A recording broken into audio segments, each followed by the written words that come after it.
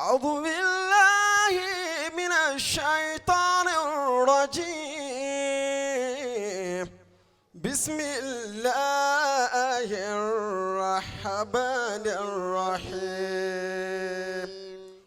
وقلت استغفروا ربكم إنه كان غفارا يرسل السماء عليكم مدرارا ويمددكم بأموال وبنين ويجعل لكم جنات ويجعل لكم أنهارا. تعالوا بني قومي أروني نظيرا من العلم والأخلاق بل هو أبحر وفيه المزايا أعجزت كل واصف لما منه الرحمن ما لا له أصر. تعاليت قدرا مولدا ثم أتى وأنت يا غفار بالفضل أجدر ودانت أناكو شيخي تحية مكانك في نفس الله أكبر بكم راية الإسلام تعلو بالأمترى وسعيك يبقى في الورى ثم يذكر وجودك بين الخلق سعد وخيرة بلا ريبة بين الورى أنت أخير. دوام سلامات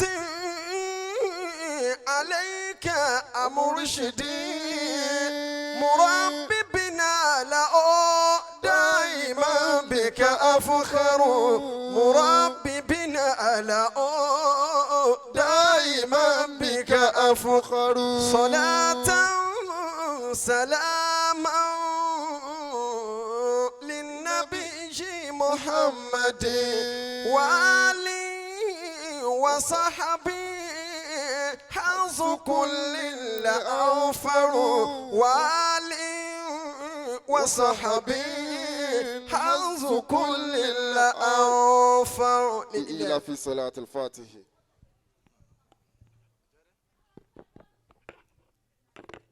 أعوذ بالله من الشيطان الرجيم.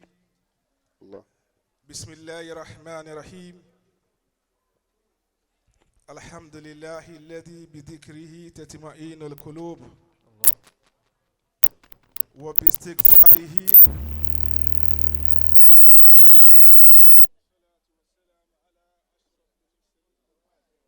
وسلم إمام المتقين سيد العربي والعجمي سيدنا مولانا محمد بن عبد الله صلى الله عليه وسلم وعلى آله أولي الأعمال الزكية والنفوس الطاهرة وأصحابه الأبرار ومن نهج منهجهم وسلك مسلكهم إلى يوم الدين آمين. اللهم آمين.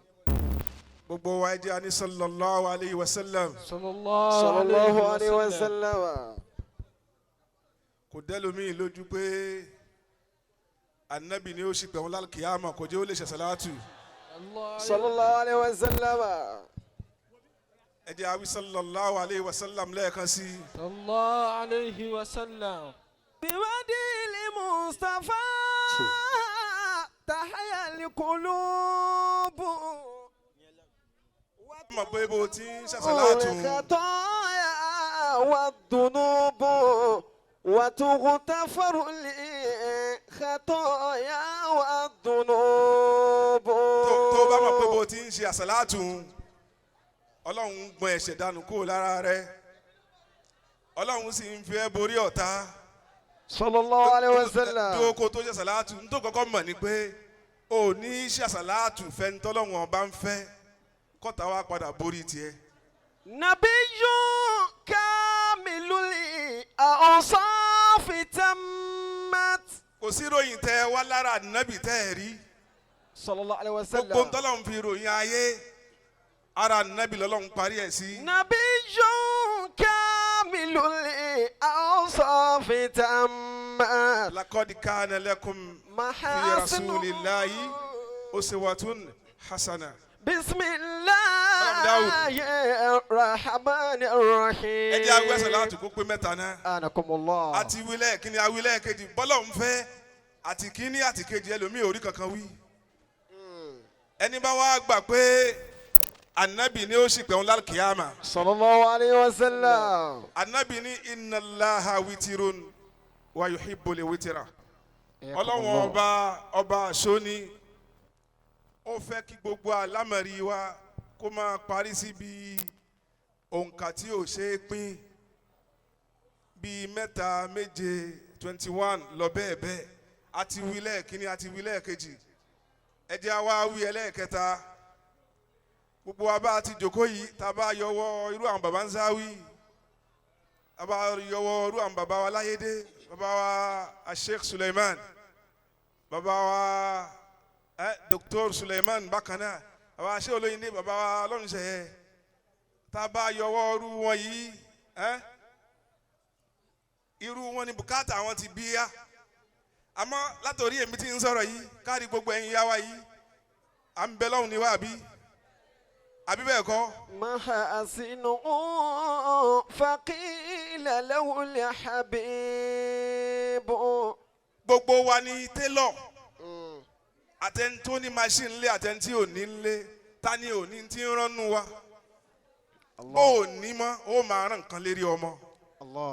kọ́lọ́n wa tìjú ànábì mọ́ wa lára. sallallahu alayhi wa sallam. káwí àsàlátù ẹlẹ́ẹ̀kẹta àṣìṣọ́ ọ̀rọ̀ ni káwí kánábì gbọ́ Mádínà rúwà nábì gan ti sọ̀kalẹ̀. káwí ẹlẹ́ẹ̀kẹta yìí kó wá lóòkè kọ́lọ́n wọlá ní Muhammad. sallallahu alayhi wa sallam. gbogbo ntí ń ṣe wá bá a ti jókòó yìí Ọlọ́run bá a yanjú ẹ̀. amiina. gbogbo ntá a fẹ́ ṣe Ọlọ́run bá a yanjú ẹ̀. amiina. kí wọ́n panupọ̀ ká ní Allahumma salli. allahumma salli. bó ti lè wí mọ́ ni اللهم صل على سيدنا محمد على سيدنا محمد وعلى آله وأصحابه وسلم آمين آمين آمين آمين آمين آمين آمين آمين آمين يا رب ó tó bá ní furama ó rí pé ọkàn ó balẹ̀ bá ti ṣàṣàlátù yìí. yufarriju dhikru al-kurbati anna idha nazalat bisahatin al-kurub. àdánwò kan ò ní sọ̀kalẹ̀ pẹ̀lú ẹ̀dá kéèyàn wá di àṣàlátù mú sallallahu alaihi wasallam. àdánwò náà wá jókòó ti àṣàlátù ìkó fi kan lẹ̀ náà méjèèjì àṣàlátù ò sì ní lọ fún àdánwò. ọlọ́run wọlé abá ti ṣe yìí bá a ṣàlékún ìka ní Muhammad sallallahu alaihi wasallam. Mawlana Sheikh Tijani radiyallahu ta'ala anhu. ọlọ́run bá a ṣàlékún ìkẹ́ wọn. amiina. Mawlana Sheikh Alhaji Ibrahim Inyass radiyallahu anhu. ọlọ́run bá a ṣàlékún ìkẹ́ wọn. amiina. bàbá wa gbà Mawlana Sheikh Islam Alhaji Mukaddam Muhammad Al-Awwal ọlọ́run bá a ṣàlékún ìkẹ́ wọn. bàbá wa Sheikh Al-Miskin Billah ọlọ́run bá a ṣàlékún ìkẹ́ wọn. amiina. bàbá wa Sheikh Alhaji Abdul Wahab bàbá Nkoka ọlọ́run bá a ṣàlékún ìkẹ́ wọn. amiina. Mawlana Al-Khalifa Sheikh Ahmed Tijani Abdul Wahab ọlọ́run bá a ṣàlékún ìkẹ́ títí wọn náà. allahumma amin. gbogbo àwọn wàsílà kálukú wa ọlọ́run bá a ṣàlékún ìkẹ́ wọn. bàbá wa gbà Mawlana Sheikh Alhaji Muhammad Salis Adenekan Khalifatul Khulafa fún gbogbo ilẹ̀ Yorùbá Edo àti Delta State ọlọ́run gbogbo ẹ̀mí pẹ̀lú àlàáfíà ara tó péye ọlọ́run má ṣàbà jogún ẹ̀ fún wa. Àmín. afalibarika wọn afiki gbogbo kalẹ̀ yìí gbogbo ẹ̀yin àgbààgbà tẹ́ wà ń kalẹ̀ ọlọ́run àìrí àwọn bàbá tànámà tá a wá ń rí gbogbo àwọn bàbá tèní ìwà ń fi wá lọ́kàn balẹ̀ pé bọ́lọ́run ti ń ṣe pẹ̀lú àwọn ẹrú ẹ̀ lánàá kò ní yé ṣe léni ọlọ́run bàbá wa abanzawi bàbá wa aláyédè bàbá Dr. Suleiman bàbá wa Sheikh Suleiman Sheikh wa Muhammad Shafi'i Sheikh wa Abdul Latif ọlọ́run ṣe gbogbo ẹ̀yin àgbààgbà bẹ́ẹ̀ àsáríwá ó pẹ́ díẹ̀ ọlọ́run ó ṣàlékún dáadáa gbogbo ẹ̀yin àgbààgbà bẹ́ẹ̀ Sheikh Karamatul Faida gbogbo yín bẹ́ẹ̀ ọlọ́run wọlá Nabi lọ́dọ̀ ọlọ́run gbogbo ẹ̀yin yá wa ọba tí dojú tẹ̀rí ẹ̀ ẹrù tẹ́ ẹ̀ ní lè tú o wọn ò ní gbé káyín mọ́lé. Àmín. gbogbo wa yányá asalaamu alaykum wa rahmatulahi wa barakatuhu. Wa alaykum assalam wa rahmatullahi wa barakatuhu. Khalifa wa Nurul Hakim àwọn náà ni ìjókòó yìí wọ́n fi sọrí Khalifa l'Oshodi gẹ́gẹ́ ìjókòó wọn ni àmọ́ bẹ́ẹ̀ yẹn bá wo ìjókòó yìí ẹni tó ti ju ìjọmọlúwàbí Al-Khalifa Nurul Hakim tó ti ju ìjọmọlúwàbí wọn wá ló pọ̀ jù. Allahu Akbar. òun ló pọ̀ jù kì í ṣe afáàní al-alaka laysat bilimudda innama bilimawadda kì í ṣe jọ́tẹ̀ tí ń bára yín bọ̀ òun ló jà bíi pé ìbáṣetẹ̀ ń bára yín ṣe tójú ayé ni àbí torí tọ́lọ́hún ẹ̀ ń bára yín ṣe pẹ̀lú ìfẹ́ ni ló fi dá sí pé ní gbogbo ntẹ̀yàn bá ní tọ́lọ́hún ò bá fìfẹ́ sáárín yín àdánwò ni ó padà gbẹ̀yìn ẹ̀ bẹ́ẹ̀yàn bá ní ọkọ tí ọkọ yìí ṣọ̀rẹ́ ẹ̀ àdánwò ni ó jẹ́ bẹ́ẹ̀yàn bá níyàwó tí ìyàwó yìí ṣe ọ̀rẹ́ ẹ̀ bẹ́ẹ̀ náà ni téèyàn bá lọ́mọ kéwù ọmọ kéwù tí kì í ṣọ̀rẹ́ àfa ẹ̀ òun náà ni ó padà gbàbọ̀dé fún. Alifa wa Nurul Hakim wọ́n ń júwe pé háàdìmí làwọn láàyè yìí ní gbogbo ìgbà ẹ̀yin náà wá wo ntọ́lọ́hún ń ṣe lára títí wọn náà ẹ wo ntọ́lọ́hún ń ṣe lára wọn ẹ wo nǹkan tí mọ́tò bá lọ àwọn tí máa ń ṣe iṣẹ́ igi tí wọ́n máa ń lọ ragi lóko ìgbà míì tí táyà bá fọ́ lójijì wọ́n lè kógi bíi àìmọye 100 ìgbà míì ẹgbẹ̀rún sínú mọ́tò kan bí accident wá ṣẹlẹ̀ táyà wá fọ́ lójijì tí mọ́tò òun bá ń dúra igi kan ni ó lọ forí sọ mọ́tò tó kógi bí ẹgbẹ̀rún ó fẹ́ dànù igi kan ṣo tó dá dúró ó sì gbálẹ̀ ó dá dúró kò jẹ́ ó ṣubú kí ló fàjọ mọ́ tàkọ́kọ́ tó dá mọ́tò dúró òun ní irtibat bí juzuriha èyí tí ó fẹ́ dànù òun ní infisalu an juzuriha tàkọ́kọ́ tí ó gba mọ́tò dúró ni òun ò fi gbòǹgbò ẹ̀ lẹ̀ ibi tó ti dìde gbogbo rúùtù tó wà lábẹ́ ẹ̀ kò fi ilẹ̀ ó di imú ni ẹ rí àwọn tó wà nínú mọ́tò òun kálukú wọn ti gbàgbé ibi tí wọ́n ti dìde gbogbo ẹni ò bá gbàgbé àná ẹni ò ní bàjẹ́ fún gbogbo ẹ ti ń dà wá láàmú lẹ́ni náà ni gbogbo religious sect láyé in terms of spiritualism kò sí sect kan tó faida Sheikh Ibrahim kò sí àmọ́ àdánwò ta nílé ní tí kí gbogbo wa bíra wa ilà àìnà lè mọ̀ fárù ibo ni gbogbo wa ń lọ bó la ń lọ sọ́dọ̀ Ọlọ́run ni àbíbò mi. تركنا الأصل وانقلبت أمور فأنا للأصول فلست أدري فأنا فلست أدري. ibo la ń lọ ẹ wo àwọn baba àtàná baba wa Sheikh Mukaddam Ahmad al-Awwal أول. ẹnìkan dé láti Misira lọ́dún kan ìyàwó bàbá ẹ̀ sì ti lérò pé kò ní í dé mọ́ Allah. ó wá dé ìyí ni náà ti lọ́mọ ọkùnrin tó lè ṣe àlífà tó sì lè ṣe ìmáàmù Inshallah. ó wá dé oorun àkọ́kọ́ tí ó kọ́kọ́ sùn ní Nàìjíríà òun làsákàrí bá kọ́ mọ̀ Allah. bí nǹkan bá ẹ̀yìn ìyá wa lẹ́ni lálá tó lo òkè yóò ṣe kí ni eléyìí yóò wá wálẹ̀ jọmọ oríṣiríṣi àdánwò ní bẹ lọ́dọ̀ Ọlọ́run Allahu akbar. Ọlọ́run sì ní àwọn irinṣẹ́ tí máa lò fún àwọn ẹ̀dẹ́ Ọlọ́run máa ràn wọ́n sí wa Àmín. kò wá wálẹ̀ ìjọ kìíní ìjọ kejì ìjọ kẹta ọ̀sẹ̀ kan irú àdánwò wo leléyìí Sheikh wa Muhammad Yusuf Abubakar Abolore àwọn náà ti wà ń wájú Ọlọ́run bá aṣàlékún ìkẹ́ wọn Àmín. wọ́n wá mú ẹni náà wá sóṣòdì ńgbà tí wọ́n dóṣòdì bàbá wa lóhùn dá lóhùn ni. bàbá kan rẹ́rìn ni bàbá wa káwọlé àsákàrí wù Allahu akbar. ó sì wí nǹkan sí i ó sì lọlẹ̀ bẹ́ẹ̀ náà. أول. رضي الله تعالى عنه.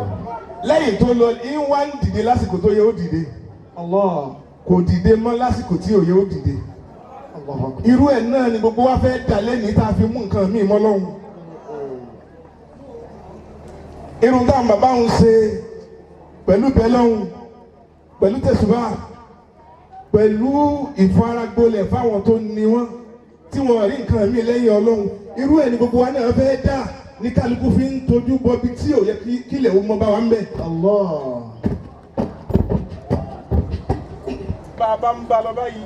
تركنا الأصل وانقلبت أمور فأنا للأصول فلست أدري فأنا للأصول فلست أدري. Mawlana Sheikh Ibrahim. رضي الله عنه. ìgbà tí bàbá ṣe bá máa ń júwe fáìdà fún wa ṣéwù ní ó dàbí bí irun àmì ikin. وقال الشيخ أن أمر الفيدة وادع لا غموض فيه. bàbá ṣe bá máa ní fáìdà yìí kò rújú ntọ́hàn tí kálukú mọ̀ ni. بئر عميقة غزيرة Gaziratul الماء. Mahi ṣe bá máa ní ó dàbí bí irun àmì ìka kànga tí tó jíndò. bí fáìdà ti rí ni o fáìdà ṣe bá wọn ti rí ni Gaziratul Mahi tó ní omi tó pọ̀. بدرجة أنما لا يندب أبدا. bàbá ṣe bá wọn ní kẹ́ ẹ lè mọ̀ pé ibi tẹ́ ẹ wà ààyè tẹ́nìkan wà tí ò ní padà kàn bí ní ọlọ́mọ ni. ṣe bá wọn ní omi fáìdà Ibn Sheikh Ibrahim omi kan ni tí ò ní gbẹ tí kálukú fi pàdé Ọlọ́run. والناس في غاية العطش والحاجة إلى الماء. ṣe bá wọn wá ní àtẹ̀ntó gba fáìdà àtẹ̀ntí ò gbá kò ní. ní sẹ́nìkan tí ò ní ní bùkátà sí bí omi Ibn Sheikh Ibrahim. فجعلهم يحومون حولها. ṣé ìbámu wa ní àmì tá a bá ní kànga ńlẹ̀ a ní kànga omi sì wà ń bẹ̀ kò sí fàmì tá a fi bù ú báwo láti ṣàǹfààní bí omi. ولا يستطيعون الوصول إلى الماء. ṣé o ní gbogbo àwọn èèyàn wọ́n wá ń yípo kànga ká wọ́n sì ń wo omi kò sẹ́ni tó lè rí nǹkan tí yóò fi bu omi nù wọn. والعطش قد بلغ منهم مبلغه. ó wá dé àyè kan òǹgbẹ tá a wí wá dé jọ̀mọ́ ó dàbí ẹni tí ń gbààwẹ̀ látàárọ̀ tó fẹ́ ṣìnù tí ò wá rómi ṣìnù. فجاء أحد بدلو محكم. ṣé Ibrahim ní ẹ wo nǹkan omi wà ńlẹ̀ متين الحبل. kò sẹ́ńtì omi wà ńlẹ̀ wọn lọ́nà tí wọ́n fi bu omi. ṣé Ibrahim ní ẹnìkan wá dé بدلو ẹni tó dé yìí kí ló mú dé ló wá mú fàmì dé mọ̀tínì làhábìlì ìfami tí okun ẹ̀ ò ní já láéláé Sheikh Ibrahim ni èmi Sheikh Ibrahim ni. فأخذ يملأ لكل واحد آنيته. Ibi tọrọ ń bọ̀ náà ni o. حياكم الله. Sheikh Ibrahim ni ńgbà tó wá mú fami dé èmi mo ní omi èmi náà mo mú fami wá. الله. àmọ́ kì í ṣe pé torí pé ẹ wá sí di omi dèédé omi kan náà ní wàá bù fún gbogbo yín. الله.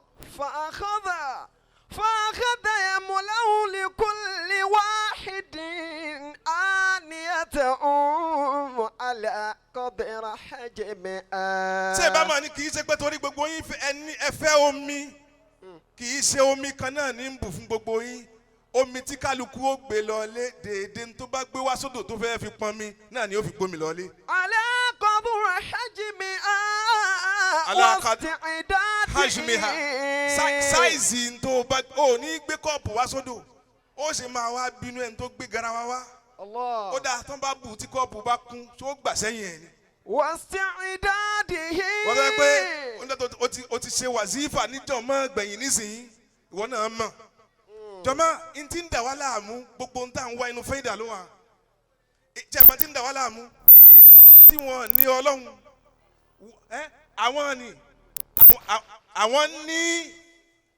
تدوم وتبقى مع ظهور طويلة وفي آخر الزمان تأتي بفيضة وفي آخر الزمان تأتي àwọn tí wọ́n ní ọlọ́run بفيضة. àwọn tí wọ́n ní ọlọ́run ààyè táwọn wà. àwọn nígbàgbọ́ nínú ẹ̀ aksar mímá yambagi Allah. wọ́n nígbàgbọ́ nínú ibi tí wọ́n dì nínú ju bó ti yẹ lọ àmọ́ àwọn tá a ní ọlọ́run à ń wo bí a sì ń wọ̀ wọ́n díẹ̀ à ń sọ òun náà díẹ̀. له لكل واحد آنيته على قدر حجمها واستعداده وقوته. bàbá Sheikh Ibrahim ní déédéé ntí kálukú bá gbé wá sódò òun náà ní fi bu omi fún lọlé àkọ́kọ́ ni ẹlẹ́ẹ̀kejì واستعداده ntí kálukú bá palẹ̀ mọ́lẹ̀ ní ó fi rómi gbà lọlé. وقوته على الحمل.